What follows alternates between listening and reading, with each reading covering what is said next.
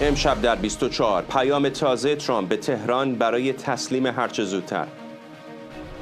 دونالد ترامپ میگه حکومت ایران باید پیش از اینکه خیلی دیر بشه به توافق برسه. Operation Epic Fury, targeting the world's #1 state sponsor of terror, Iran.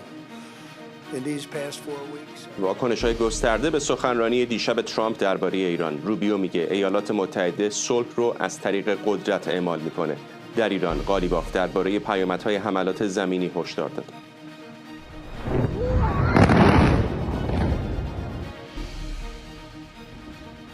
ادامه حملات هوایی به مواضع جمهوری اسلامی در نقاط مختلف ایران. پل عظیمیه کرج دوبار هدف قرار گرفت. انتشار گزارش‌ها از کشته شدن فرمانده یگان فاتحین.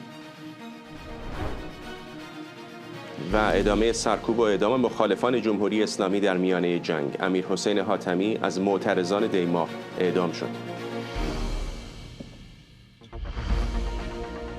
از استودیوی ایران اینترنشنال این 24 است با فرداد فرهزاد. بینندگان ایران اینترنشنال در ایران و سراسر جهان سلام و وقت بخیر. رئیس جمهوری آمریکا میگه وقت اون رسیده که جمهوری اسلامی قبل از اینکه خیلی دیر بشه به توافق برسه. دونالد ترامپ در تروت سوشال نوشته بزرگترین پل در ایران فرو ریخته و دیگه هرگز مورد استفاده قرار نخواهد گرفت. به گفته ترامپ موارد بیشتری در راهه و حالا زمان اون رسیده که ایران پیش از اون که خیلی دیر بشه به توافق برسه. دقایقی پیش هم یک مقام آمریکایی به باراک راوید خبرنگار آکسیوس گفت حمله به این پل به دلیل استفاده نظامی از اون و انتقال مخفیانه قطعات موشکی صورت گرفته. در واکنش به سخنرانی دونالد ترامپ درباره جنگ، وزیر خارجه آمریکا گفته رهبری ترامپ پیامی روشن به جهان میفرسته. به گفته مارکو روبیو صحبت‌های رئیس جمهوری آمریکا نشون میده ایالات متحده از مردم و منافعش دفاع میکنه و صلح رو از طریق قدرت اعمال میکنه. ترامپ در سخنرانی دیشبش گفت عملیات علیه حکومت ایران به مرحله نهایی نزدیک شده و وعده داد مأموریت رو کامل و سریع به پایان میرسونه. خبرنگارمون مرضی حسینی از کنگره آمریکا به ما پیوسته. مرضی به ما بگو از دیشب که سخنرانی رئیس جمهوری آمریکا تمام شد تا الان چه واکنش‌های جدیدی شنیدید؟ واکنش‌ها اگر بخوایم ساده بکنیم فرداد در دو دستن. جمهوری خواه و یا افراد نزدیک به ترامپ میگن بسیار سخنرانی جالبی بود، بسیار روشن و واضح اهداف آمریکا رو مطرح کرد و دموکرات‌ها و مخالفین ترامپ هم میگن بسیار مبهم و غامض بود و هیچ اطلاعات جدیدی فراتر از آنچه که ترامپ در روزهای گذشته گفته بود ارائه نشد. میدونیم که عمده این صحبت‌ها سه تا نکته مهم داشت. از نظر نظامی ترامپ گفت این جنگ در 3 هفته آینده به پایان خواهد رسید، یعنی 1 هفته زمان رو اضافه کرد و مطبوعات میگن این به این معنی هست که احتمالاً جنگ از اینها هم طولانی تر خواهد شد. در خصوص نکته سیاسی ترامپ گفت هدف ما تغییر رژیم نبود اما اتفاق افتاد و یا اتفاق خواهد افتاد. و در مورد تعداد کشته شده ها در دیما هم آماری که قبلا گفته بود ترامپ 32000 نفر بود و این بار آمار رو افزایش شد به 45000 نفر که توسط جمهوری اسلامی کشته شدن و تلاش کرد از این موضوع به عنوان ابزاری برای توجیه این جنگ هم استفاده بکنه. و در آخرین مورد از نظر اقتصادی ترامپ گفت برای ما نه تنگه هرمز مهم هست، نه افزایش قیمت نفت مهم هست و این جنگ رو ادامه خواهیم داد تا جایی که کار به پایان برسه. همه اینها در مطبوعات آمریکا، در کنگره آمریکا بسیار بازتاب داشته، بازخورد داشته. اما یک نکته دیگه که بسیار مهم هست به اندازه گفته‌های ترامپ نه گفته‌های ترامپ هست. چه موضوعاتی رو ترامپ بهش اشاره نکرد؟ میدونیم که به طور کلی فضای صحبت ترامپ همون موازنه بین جنگ و مذاکره بود، اما ترامپ هیچ اشاره‌ای به اون طرح صلح 15 ماده‌ای خودش نکرد. طرحی که میدونیم در طول روزهای گذشته به طور مکرر ما توسط ترامپ ازش شنیدیم، طرحی که توسط پاکستانی‌ها به جمهوری اسلامی ارسال شده و مطبوعات جمهوری اسلامی میگن پاسخ نه جمهوری اسلامی با آمریکا ابلاغ شده. اما دومین نکته‌ای که ترامپ در صحبت‌هاش بهش اشاره نکرد در خصوص ارسال نیروهای زمینی بود. این رو مطبوعات آمریکا انتقاد میکنن و دموکرات‌ها اینجا در کنگره آمریکا که چرا ترامپ نه اشاره‌ای کرد در خصوص 5000 سرباز زمینی که اعزام شدن، لشکر 82 هوابرد یا تفنگداران 31 دریایی آمریکا، اینکه چرا اینها اعزام شدن، کجا قرار هست مستقر بشن و هدف چه هست از اعزام اونها هم در صحبت‌های ترامپ بهش اشاره نشد. و نکته دیگری که بسیار مهم بود و توجه مطبوعات رو هم بسیار گرفته این هست که ترامپ عقب نشینی کرد گویا در خصوص اهمیت اورانیوم‌های غنی شده در داخل ایران. میدونیم که هیچ وقت ترامپ صریحاً چنین چیز رو تایید نکرده، اما مطبوعات در طول روزهای گذشته بارها و بارها گفتن که یکی از گزینه‌ها اعزام نیروی زمینی برای خارج کردن اورانیوم غنی شده هست. ترامپ گفت برای ما اصلا مهم نیست اون اورانیوم ها، ما از طریق ماهواره‌ها رصد می‌کنیم، در زیر زمین مدفون شدن و از این جهت تهدیدی برای ما محسوب نمیشن. که اگرچه برخی از مطبوعات هم میگن احتمالاً این هم همون کلکی هست که آقای ترامپ همیشه به جمهوری اسلامی زده و میزنه و ممکن هم هست که اینکه میگه ما اهمیتی برای اون قائل نیستیم در واقع آماده سازی باشه برای این عملیات زمینی که ترامپ احتمالاً با همون هدف انجام خواهد داد. و یک نکته دیگه که در خصوص کشورهای منطقه جالب بود این هست که زمانی که ترامپ دیشب صحبت می‌کرد، من در جمعی بودم اینجا در واشنگتن که دیپلمات‌های کشورهای عرب حاضر بودن. ترامپ از کشورهای عرب تشکر کرد ولی از عمان هیچ اسمی نبرد و من دیدم که در واقع اونجا چندین نفر از دیپلمات‌های سفارت عمان هم حاضر بودن و دیدم که چقدر این براشون مهم بود واکنش رو و صحبتی هم که باهاشون داشتم. می‌دونیم که در واقع با توجه به موضع نزدیک عمان تا بخشی در مقایسه با دیگر کشورهای عرب منطقه به جمهوری اسلامی به نظر میرسه که حالا یا سهواً یا عمدن چنین اشاره‌ای توسط ترامپ نشد. اما به طور کلی سخنرانی دیشب گفته میشه انتظارات مردم آمریکا رو برآورده نکرد. میگن اگر قرار بود فردی در آمریکا که در طول 4 هفته گذشته موافق این حملات نبود، قرار بود در سخنرانی دیشب قانع بشه، هیچ اتفاقی نیفتاد از این دست. هیچ کس نتونست با این سخنرانی نه اطلاعات جدیدی به دست بیاره و نه اهداف جدیدی رو از ترامپ بشنوه.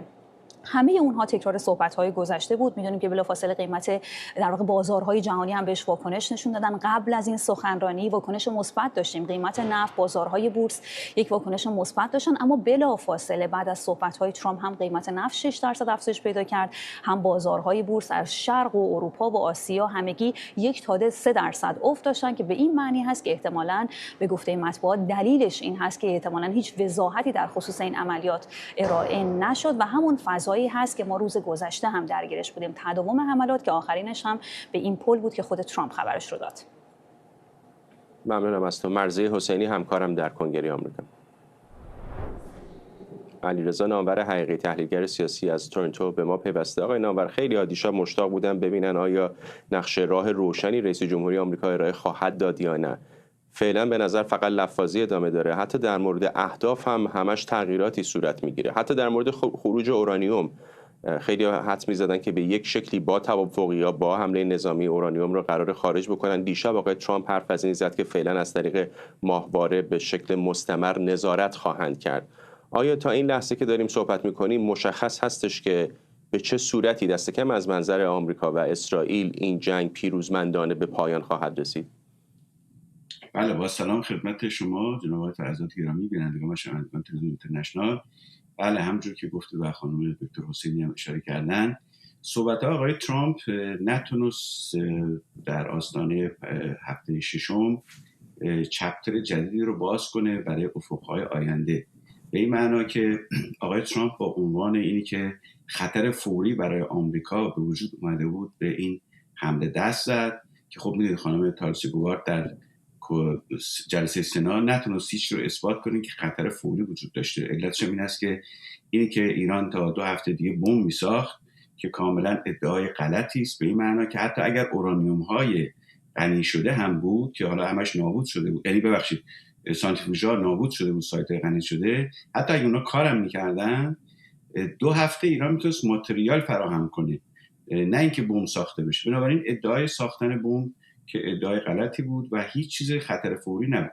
با این ایده آقای ترامپ وارد میدان شد که تصور میکرد که پیروزی آسان و سریعی داره و با کشتن و ترور رهبر جمهوری اسلامی شیرازه سیستم به هر حال توان ادامه نداره. الان در وضعیت جدید به نظر من در مورد اهداف صحبتایی کرد که خب میتونه نشانه این باشه که رژیم عوض شده، یعنی آقای پزشکیان هم رئیس جمهور رژیم قبلی بوده هم رژیم فعلی و از سوی دیگه رژیم عوض شده، غنیسازی هم که از بین رفته، ایران هم به اون 400 کیلو دسترسی نداره.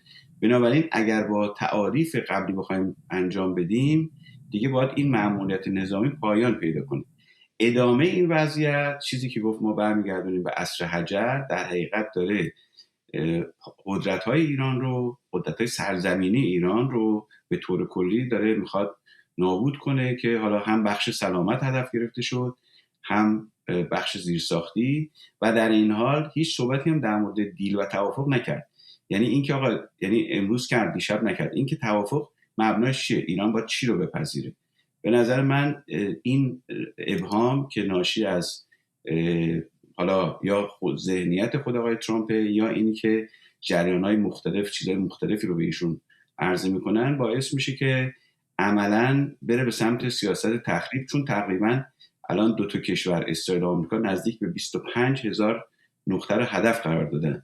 دیگه چیز مهمی از لحاظ نظامی و امنیتی باقی نمونده جز این که اون سایت ها رو با مثلا با سلاح اتمی بخوان یا سلاح تاکتیکی مورد هدف قرار بدن که من بعید میدونم این کارو بکنن. به هر حال خیلی کار بسیار خطرناکیه که از کار بندازن، وگرنه همه اون اهداف. یه لحظه ببینید، چون به همین تیکه حرفاش در مورد عصر حجر اشاره کردید، میخوام اتفاقا همون بخش از صحبت‌های ترامپ رو با هم بشنویم. ما در مسیر مناسب هستیم برای اینکه کل اهداف نظامی آمریکا رو در زمان کوتاهی بهشون برسیم. ما اونها رو در 2-3 هفته آینده به شدت سنگین خواهیم زد و اونها رو به عصر حجر باز خواهیم گردون، جایی که بهش تعلق دارن و همزمان اگرچه تغییر رژیم هدف ما نبود و هرگز نگفتیم دنبال تغییر رژیم هستیم، ولی تغییر رژیم انجام شده به واسطه همه رهبرانی که کشته شدن، همشون مردن و گروه جدید کمتر تندرو هست و خیلی منطقی تر هست. ولی اگر در این مقطع به توافقی باشون نرسیم، اهداف کلیدی خودمون رو بیشتر خواهیم کرد، نیروگاه‌های برق اونها رو خیلی سخت و احتمالاً همزمان خواهیم زد. و در ادامه همین حرفا میگه که اونها رو به عصر حجر باز میگردونیم. آقای نامور حقیقی، نکته‌ای که در مورد تغییر رژیم گفت، من میدونم شما هم میدونید که هنوز در این لحظه که صحبت میکنیم تغییر رژیم معناداری در جمهوری اسلامی صورت نگرفته.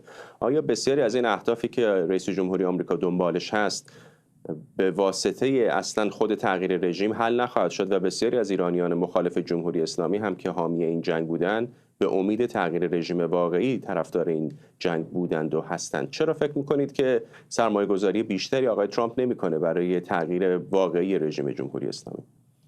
خب من قبلا گفتم، ببینید این جنگ به بنبست خورده به این معنی که ایران اگر بخواد توافق کنه باید راهبرداش عوض کنه، آمریکا هم اگر بخواد به قول معروف اهدافی که آقای ترامپ گفته و برنده بشه باید بخشی از اون 15 ماده‌ایش رو تعدیل کنه. این امکان توافق وجود داره.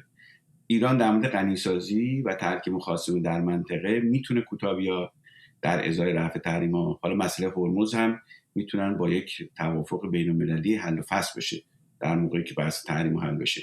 اما اگر بخواد بره به سمت سیاست تغییر رژیم، نیازمند حضور 200-300 هزار تا نیروی زمینی است که بتونه وارد ایران بشه و نهادهای سیاسی رو در دست بگیره و من فکر نمی‌کنم آقای ترامپ معترضان نمیتونن آقای نامور حقیقی با توجه به این همه تخریبی که کردن در ایستگاه بازرسی، در نهادهای سرکوب، آیا اگر واقعا فراخوانی داده بشه فکر نمی‌کنید معترضان که دیدیم در اون 2 روز چقدر به خیابان‌ها آمدن و همه هم الان به نظر منتظر اون فراخوان رئیس جمهوری آمریکا بودن، چون به اونها گفته بودن که در خانه بمانید تا شرایط مهیا بشه.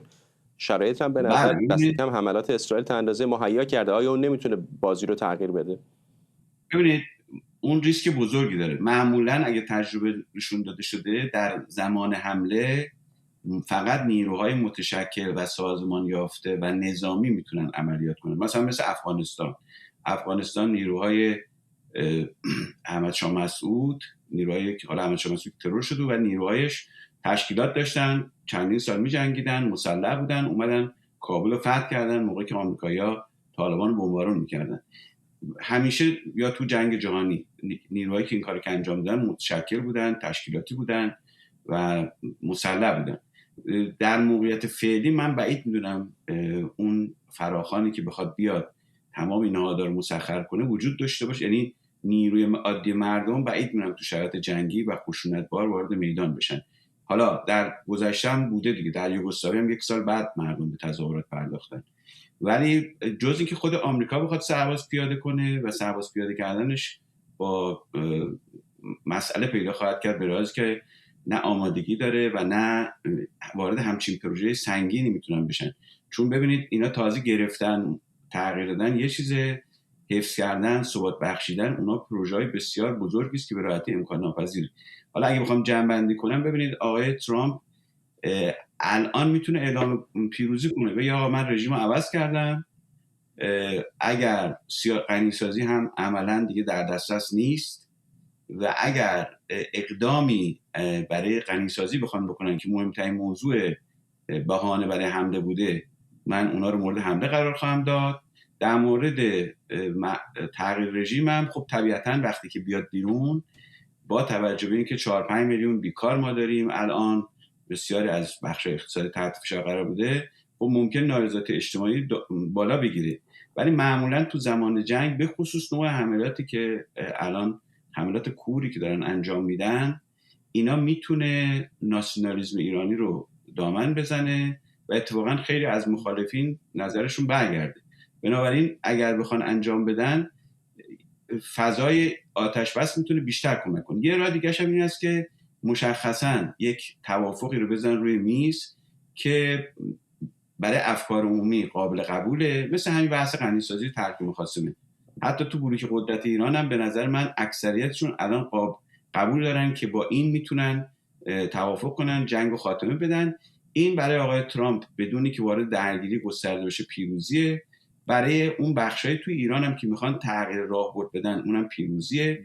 توجه کنید که رهبر سوم موقعیت رهبر دوم رو در ایران نداره. بخشای زیادی الان از اون فشار آقای خامنه‌ای کاسته شده، چون آقای خامنه‌ای خب مخالف هر نوع توافقی بود. به نظر من حتی تیم قالیبافینا معتقد به توافق هستن، معتقدن پایان جنگ دو تا عنصر داره، خودشون میگن پایان جنگ بایستی و عواملی که باز هم میتونه جنگ رو تشدید بده پایان بدن. یکیش بحث غنیسازیه که دیگه عملا ایران از دست داده، اونو تبدیل به توافق میکنه. دوم ترک مخاصمه است. شما نمیتوانید بحث اسرائیل رو، نابود اسرائیل رو روی میز زنده داشته باشید و جنگ نشه. بنابراین اگه پایان جنگ باشه این دو تاست. تنها چیزی که ایران میتونه روش بایسته مسئله موشکی که به دفاع و تمامیت ارزش برداره. اون دو تا موضوع به نظر من نه به دفاع ایران واسطه، نه به تمامیت ارزی ایران واسطه. این امکانش هست. حالا بستگی داره که آقای ترامپ بخواد چه سناریو پایانی رو مطرح کنه.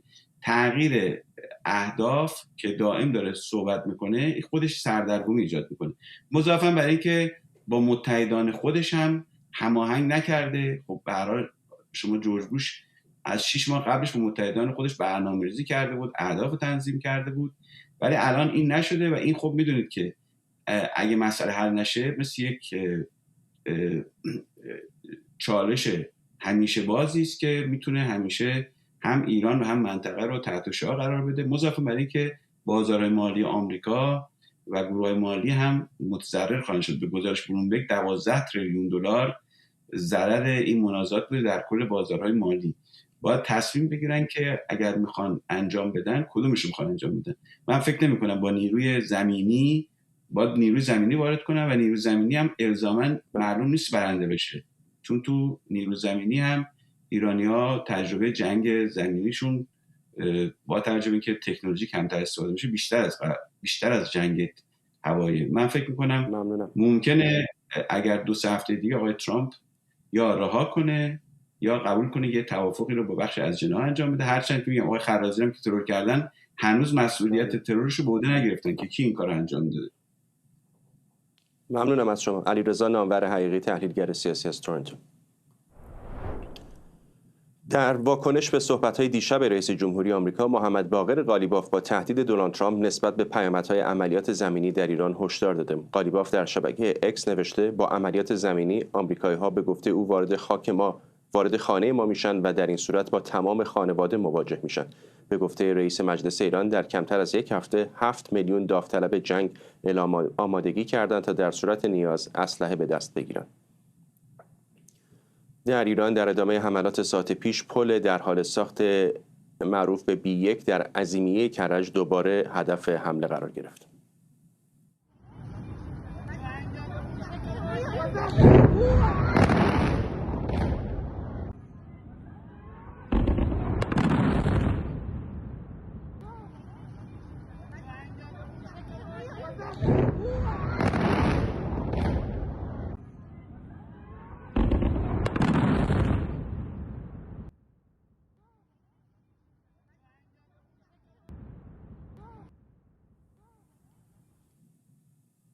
در ادامه حملات به مواضع جمهوری اسلامی، محمد علی فتحعلی زاده از فرماندهان یگان فاتحین وابسته به سپاه محمد رسول الله تهران کشته شده. جزئیات بیشتری درباره زمان و محل این حادثه اعلام نشده. یگان ویژه فاتحین از واحدهای زیر مجموعه سپاهی که نیروهاش برای سرکوب اعتراضات و عملیات شهری آموزش دیدند. در همین حال ساعتی پیش هم ارتش اسرائیل در شبکه اکس اعلام کرد که مکرم عظیمی فرمانده یکی از یگانهای موشکی در غرب ایران کشته شده.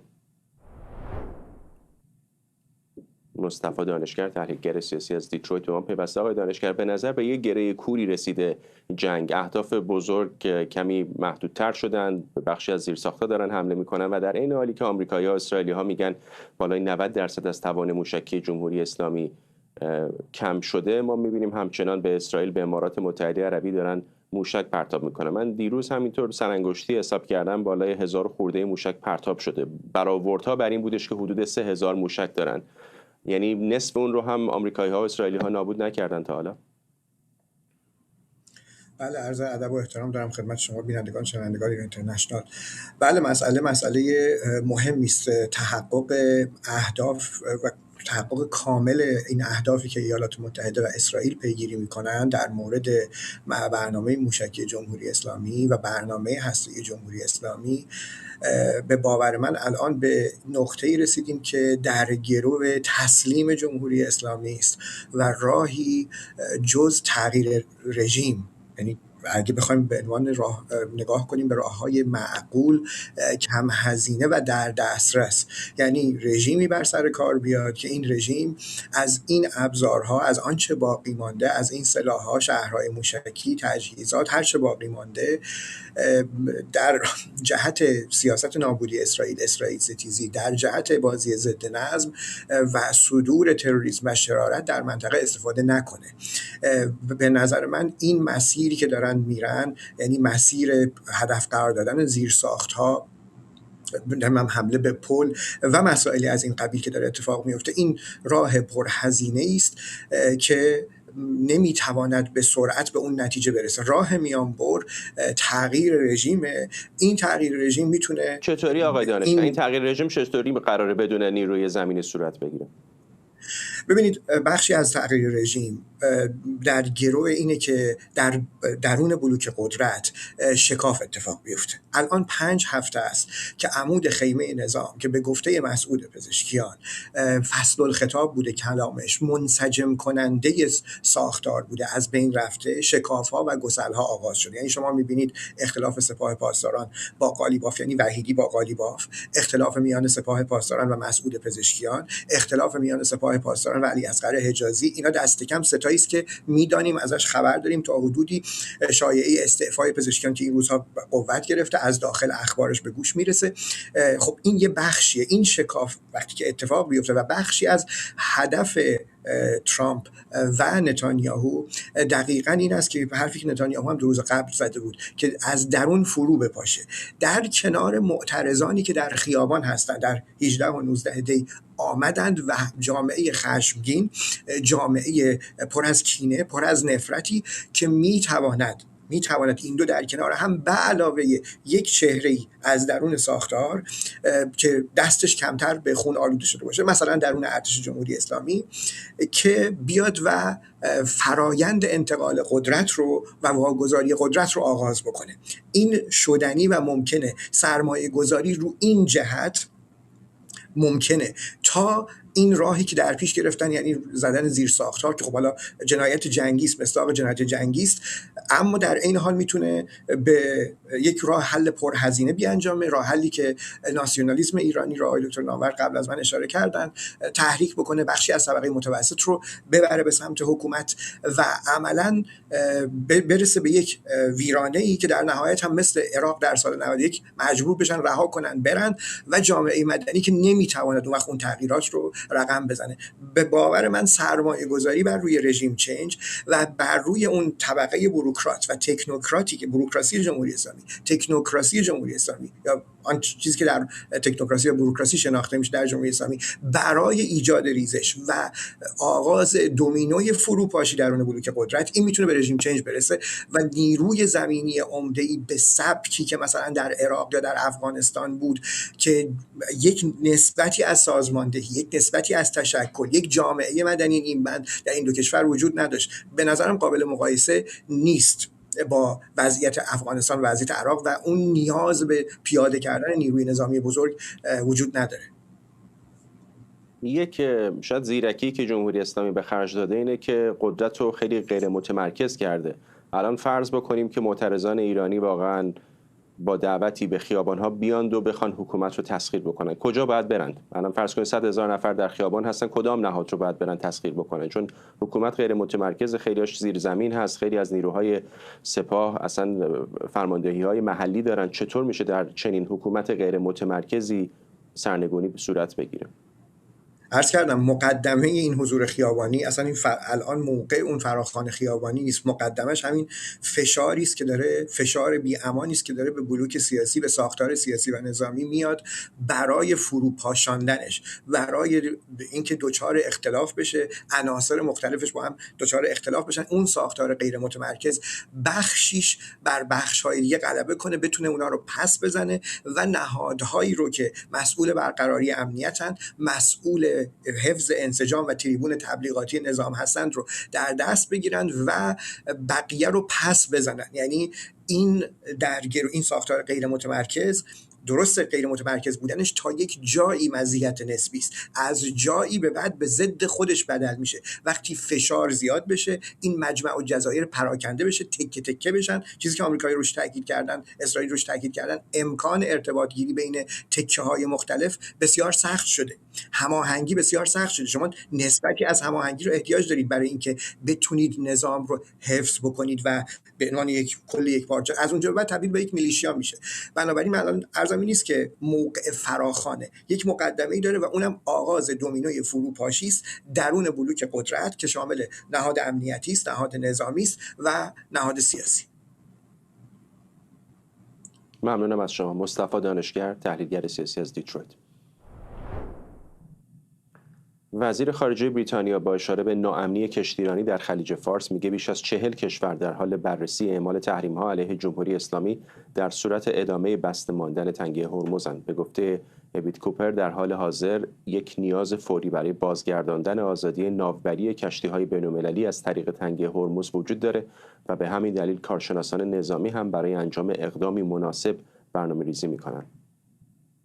در همین حال رئیس جمهوری فرانسه عملیات نظامی برای بازگشایی تنگه هرمز رو غیر واقع بینانه خونده. امانوئل مکرون در جریان سفر به کره جنوبی گفته فرانسه هرگز از گزینه نظامی حمایت نکرده، چون چنین اقدامی زمان بره و خطراتی جدی برای عبور کشتی‌ها به همراه داره. خبرنگارمون نیلوفر پور ابراهیم از پاریس با ماست. به نظر میرسه که نیلوفر، در دو دنیای کاملا متفاوت هستن آمریکایی‌ها و اروپایی‌ها در مورد اینکه چطور باید این آبراهه حیاتی باز بشه.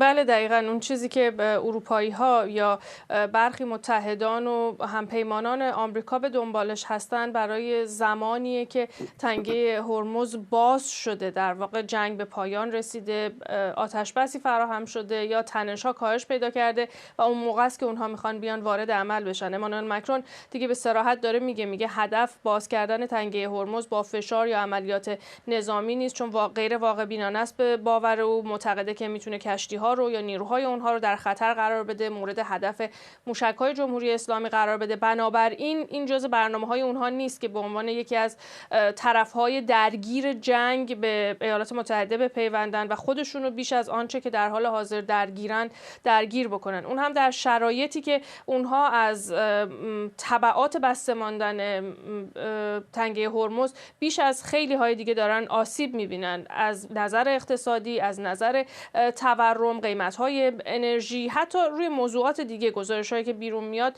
فقط بحث حتی انرژی هم نیست، بحث‌های امنیتی رو هم در کنارش شاهد هستیم. اما چیزی که اونها به دنبالشن اینه که یک ائتلاف دریایی تشکیل بدن برای زمانی که آتش بس به وجود اومد و اون وقت اونها بتونن کشتی‌ها رو همراهی بکنن برای اینکه کشتیرانی آزاد رو در تنگه هرمز تضمین بکنن. امانوئل مکرون میگه باید به یک چارچوب در این زمینه برسیم و این چارچوب برای طولانی مدت خواهد بود تا هیچ وقت ایران بعد از این نتونه تنگه هرمز رو ببنده یا از این آبراها بخواد به این شکل استفاده بکنه، یا اونطور که کشورهایی که امروز در لندن جلسه به میزبانی لندن جلسه رو برگزار کردن به صورت مجازی بهش اشاره کردن تا نتونه یا موفق نشه اقتصاد جهانی رو جمهوری اسلامی به گروگان بگیره. اما مشخص نیست که دقیقاً چه اقداماتی رو در نهایت میتونن انجام بدن. توی اون بیانیه‌ای که وزیر خارجه بریتانیا بهش اشاره کرده، موضوعاتی رو بر سرش به توافق رسیدن، مثلا هماهنگی‌های بیشتر با سازمان ملل برای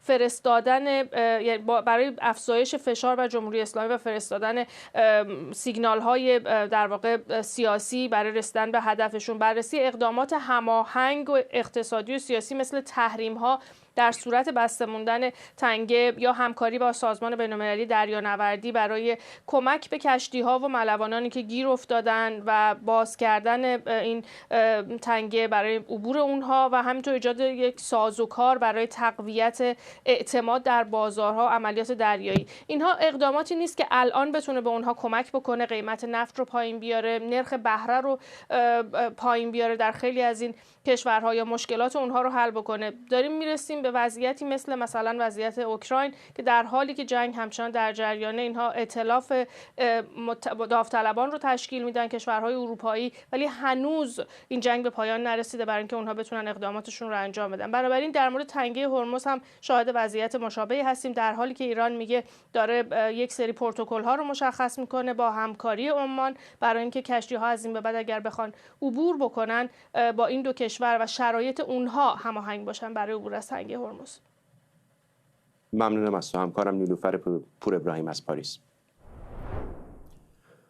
فرزین ندیمی، پژوهشگر ارشد امور دفاعی امنیتی در مؤسسه واشنگتن هم از پایتخت آمریکا به ما پیوسته. آقای ندیمی، آیا واقعا باز شدن تنگه هرمز راه حل نظامی داره با توجه به اینکه می‌بینیم به فاصله هایی مثل اورشلیم و تل‌آویو در جنوب تا سلاله عمان جمهوری اسلامی موشک و پهپاد پرت میکنه؟ تنگه هرمز که دقیقاً بغل گوششون هست رو به نظر میرسه که باید راحت بتونن ناامن بکنن، حتی اگر تا اندازه زیادی توان نظامیشون کم شده باشه.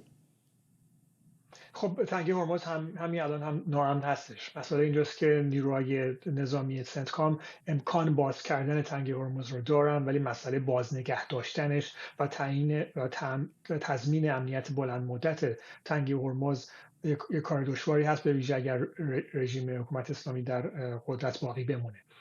و کاری که الان در نظر دارند که انجام بدن یک ترکیبی هست از اقدامات هوایی، اشغال سرزمینی و همینطور استفاده از روش‌های دیگه مثل نیروهای ویژه، روش‌های سایبری و همینطور استفاده از امکانات بدون سرنشین زیردریایی برای مراقبت از آبراهای منطقه، مراقبت از مینریزی، احتمالاً خنثی کردن مینها به روش‌های جدید.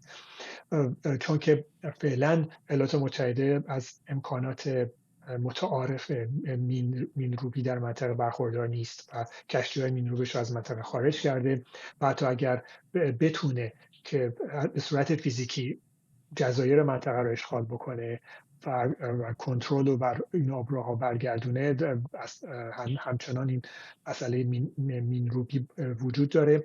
اگر حکومت اسلامی تصمیم بگیره که مینگذاری بکنه در منطقه به تعداد بالا، طبیعتا این امکان استفاده خودش رو هم از این آبراه از بین میبره، برای اینکه طبق آماری که وجود داره حدود 67% ترافیک دریایی تنگه هرمز همین الان به نوعی مربوط به ایران هست و انتظار میره که این ترافیک خیلی بالاتر هم بره با همین ادامه این وضعیت موجود. بنابراین بیشتر از هر کسی خود حکومت اسلامی به این تنگه وابسته هست در شرایط فعلی و میشه انتظار داشت که فعلا از مینگذاری خودداری بکنه. استفاده روش‌های دیگه، پرتاب درون، پرتاب موشک، بله این امکان وجود داره، ولی با ادامه و تداوم حملات سرکوبگرانه سنتکام میشه انتظار داشت که این تهدید تا یه حدی برای مدت کوتاه بشه قابل کنترل باشه، ولی همونطور که عرض کردم برای بلند مدت به روش‌های دیگه وابسته است. مسئله سیاسی خب کشور اروپایی به نظر نمیرسه که حاضر باشن که در اقدام نظامی با آمریکا مشارکت داشته باشن. کشور عربی هم احتمالش خیلی ضعیف هست، پس انتظار باید داشت که ایالات متحده خودش به تنهایی اگر تصمیم بگیره اقدام نظامی انجام بده. مسئله دیپلماتیک هم اشاره‌ای که کردین، خب مسائل قوانین دریایی وجود داره. کشور عمان امضا کرده و به تصویب رسونده قانون 1982 سازمان ملل برای قوانین دریایی رو، ولی ایران این کار نکرده. ایران سال 93 قانون خودش رو به تصویب رسونده که از دید ایران ارجحیت داره به تمام قوانین بین‌المللی. پس باید در درجه اولی موضوع روشن بشه که اصولا اگر ایران و عمان میخوان با هم به توافقی برسن به چه ترتیبی این توافق باید صورت بگیره، به خاطر اینکه ایالات متحده و خیلی کشورهای دیگه دنیا تنگه هرمز رو تنگه بین‌المللی به حساب میارن و تحت قوانین سازمان ملل این مقررات خاص خودش رو داره و کشورهای ساحلی نمیتونن که محدودیتی و تبعیضی برای عبور کشتی‌های کشورهای دیگه از تنگه هرمز به وجود بیارن. بنابراین خیلی از مسائل قانونی وجود داره که باید در درجه اول ایران و عمان مشخص بکنن که اگر میخوان کنترل بر تنگه هرمز رو برقرار بکنن این کنترل به چه شکلی خواهد بود و طبیعتا کشورهای دیگه اون رو به رسمیت نمیشناسن. گفتید که کشورهای دیگری که ممکنه همکاری بکنن شانسش کم هست، ولی اگر کوتاه بفرمایید الان حرفای زیادی در مورد مشارکت احتمالی امارات زده میشه. اگر اماراتی‌ها بخوان مشارکت بکنن در چه ظرفیتی است به نظرتون و چقدر میتونه کمک بکنه؟ خب امارات خب شاید میبینه که همین الان هم به تعداد زیاد درون و موشک به سمت این کشور پرتاب میشه، پس اگر سعی بکنه که در بخش نظامی یا باز نگه کردن تنگه هرمز هم نقشی داشته باشه خیلی تفاوت خاصی نخواهد داشت. البته من فکر میکنم که سکوهای نفتی امارات موقع ممکنه مورد تهدید بیشتری قرار بگیره.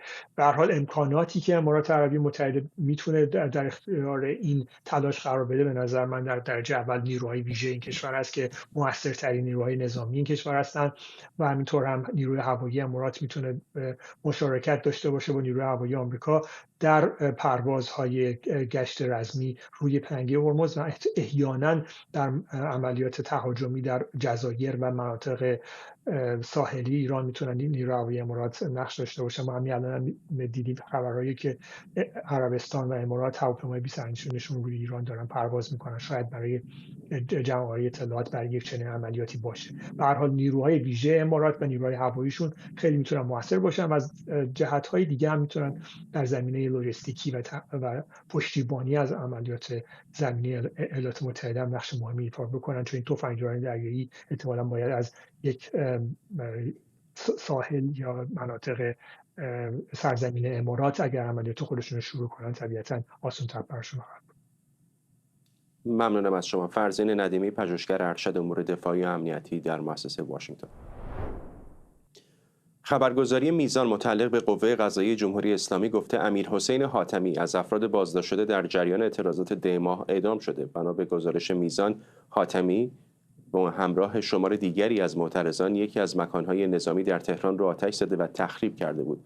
پیشتر ایران اینترنشنال گزارش داده بود امیرحسین حاتمی و 4 معترض دیگه در این پرونده به مکانی نامعلوم منتقل شدند. بر اساس این گزارش محمد امین بیگلری، شاهین واحد پرست کلبر، ابوالفضل صالحی سیاوشانی و علی فهیم 4 متهم دیگر این پرونده هستند که در خطر اجرای حکم اعدامند. در همین حال رسانه‌های حقوق بشری از تایید حکم اعدام منصور جمالی، زندانی سیاسی در قزوین خبر دادند. جمالی به اتهام محاربه از طریق عضویت در سازمان مجاهدین خلق به اعدام محکوم شده. در روزهای گذشته هم احکام اعدام 4 زندانی سیاسی دیگه با اتهامات مشابه اجرا شده. رقیه رضایی، روزنامه‌نگار و عضو تحریریه ایران بایر از اتاوا به ما پیوسته. خانم رضایی، به نظر می‌رسه که حکومت داره از این موقعیت جنگی استفاده میکنه و هر روز تقریباً یکی از معترضان دیماه رو، یکی از فعالان سیاسی رو، یکی از اعضای سازمان مجاهدین رو اعدام میکنه. سلام به شما بینندگان. بله، همینطوری که شما هم گفتید، ببینید از زمانی که در واقع جنگ شروع شده، این 9مین زندانی سیاسی که اعدام شده. برخی از اسامی رو شما اعلام کردید. 3 نفر از معترضان دیماه هم روز 29 اسفند، یعنی در واقع در سحرگاهی که سال تحویل میشد، توسط حکومت جمهوری اسلامی در قم اعدام شدن. ببینید، من پرونده آقای امیرحسین خاتمی رو که داشتم بررسی میکردم، خب ایشون یه نوجوان 18 ساله بوده. در همین پرونده 7 نفر دیگه در واقع در فاصله 1 ماه بعد توسط قاضی صلواتی که به قاضی مرگ در واقع معروفه به اعدام محکوم شدن. 1 نفر زیر 18 ساله و 2 نفر هم گفته شده که بی خانمان بودن. من در واقع گزارش اختصاصی از دویچه وله هم دیدم که دیروز منتشر شده بود، مبنی بر این که در واقع ویدیوهایی به دست یکی از وکلای این پرونده رسیده که در واقع در اون دیده میشه که ماموران امنیتی مردم رو داخل ساختمان این پایگاه بسیج کاوه که در خیابون دماوند قرار داره دارن هول میدن. صداهایی شنیده میشه مبنی بر این که مردم دارن میگن هول نده. مادر یکی از در واقع افرادی که در این پرونده بازداشت شده اونجا حضور داشته. اینا همه شواهدی هست که نشون میده که حکومت جمهوری اسلامی همونطور که در خیابون‌های دیگه، شاید در همون خیابون، اسلحه به روی مردم باز کرده بود، سناریوهای رو از پیش تنظیم کرده بوده برای اینکه تعداد بیشتری از معترضان رو در یک خشونت سیستماتیک خشونت دولتی از پیش برنامه‌ریزی شده در واقع گیر بیاندازه. من عمیقا فکر می‌کنم که دیماه هنوز تمام نشده، کما اینکه در این چند روز ما دیدیم که چندین نفر در واقع گزارش‌های بیرون میاد با وجود قطعی اینترنت که افراد مختلفی در واقع شاید گفته بشه که 10 نفر، ولی به نظر میرسه اعداد از اینها بالاترن، در خطر احکام جدی مثل حکم اعدام هستن. نکته دیگه که در مورد این پرونده من میخواستم عرض کنم خدمتون، ببینید اتهاماتی که وارد شده حتی در مقیاس در واقع اتهامات خود جمهوری اسلامی خیلی در واقع کم مایه تر از دفعات قبله، یعنی اعتراضات قبل، موجهای قبلی هست. اتهام که برای این 7 زندانی در واقع صادر شده این هست که در واقع با رعب و وحشت، ایجاد رعب و وحشت کردن در واقع و که میتونه در واقع منتهی بشه به اتهام بغض و اونها رو باقی تصور کنن، در حالی که ما در واقع شاهد این هستیم که با حجم خشونتی که در دیماه اتفاق افتاد، شاید هیچ کدوم از معترضان حتی اگه خشونت بسیار شدیدی هم به کار برده باشن که به نظر نمیرسه اینطوری باشه، چون حجم کشته ها نشون میده که مردم در واقع بدون سلاح بودن و حکومت با سلاح بوده، نشون دهنده این هست که در واقع اون خشونت از سوی حکومت به کار برده شده برای اینکه رعب و وحشت ایجاد بکنه. بنابراین اگر باقی در سوی این قضیه باشه، یعنی کسی باشه که باید به اتهام بغض متهم بشه، نیروهای حکومتی که هستن، نه مردمی که سلاح دستشون نداشتن، به صورت مسالمت‌آمیز در خیابون‌ها بودن برای اینکه اعتراض خودشون رو نشون بدن. ممنونم از شما. رقیه رضایی، روزنامه‌نگار و عضو تحریریه ایران وایر از اتاوا با ما. و ممنونم از شما که بیننده برنامه 24 امشب بودید. قبل از پایان برنامه یک یادآوری بکنم که دونالد ترامپ رئیس جمهوری آمریکا با انتشار ویدیوی حمله به پل کرج گفته جمهوری اسلامی پیش از اون که خیلی دیر بشه باید توافق بکنه. شاهزاده رضا پهلوی هم گفته جامعه جهانی باید پیش از اون که خونهای بیشتری ریخته بشه اقدام بکنه. نگرانی‌های زیادی در مورد بسته ماندن تنگه هرمز وجود داره. بعضی از کشورهای منطقه از جمله بحرین در تلاش هستند تا از طریق شورای امنیت سازمان ملل قطعنامه‌ای رو علیه جمهوری اسلامی تصویب بکنن. شرایط بسیار متزلزل هست در منطقه. در این آخرین روز از تعطیلات نوروزی که ایرانیان 13شون رو به در کردن، هنوز سایه جنگ بر سر ایران هست و نگرانی در مورد اینکه سرنوشت این جنگ به کجا خواهد انجامید همچنان بسیار زنده. خبرهای بیشتر میتونید در وبسایت ما دنبال بکنید iranIntel.com و این برنامه رو هم کمی دیرتر میتونید در یوتیوب ایران اینترنشنال دوباره ببینید.